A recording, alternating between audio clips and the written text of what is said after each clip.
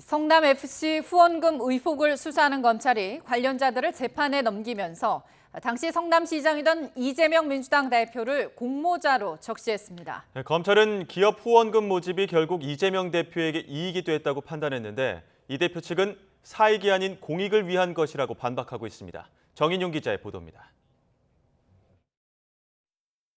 성남FC 의혹은 성남시가 관내 기업들의 인허가 문제 등을 해결해준 대가로 성남FC에 후원금을 내도록 했다는 게 주요 내용입니다. 민주당 이재명 대표를 겨냥하고 있는 검찰은 뇌물을 건넨 혐의를 받는 두산건설 전 대표와 이를 성사시킨 당시 성남시 전략추진팀장 A씨를 먼저 재판에 넘겼습니다. 공소장에는 당시 성남시장이었던 이재명 민주당 대표와 성남시 정책실장이었던 정진상 민주당 대표 정무조정실장이 공모자로 적시됐습니다. A씨는 실무자일 뿐이고 이 대표와 정 실장이 의사결정을 한 윗선이라는 게 검찰의 판단입니다.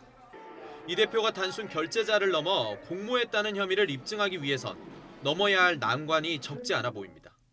우선 이 대표가 주장한 대로 성남FC가 시민구단이어서 후원금 유치가 공익을 위한 것이라면 사익 추구에 해당하는 뇌물이 성립하기 쉽지 않아 보입니다.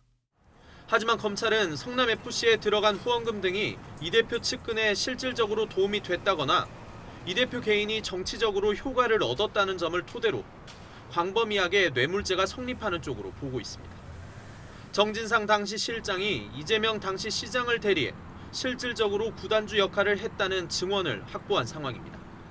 정 실장이 구단주의 어떤 역할을 당시 하고 있었으니까 이재명 시장님을 대리해서 그러니까 본인이 주도해서 당연히 한 거죠. 그럼 누가 그걸 주도해서 해요? 시에서 주도해갖고 하는 거니까 뭐.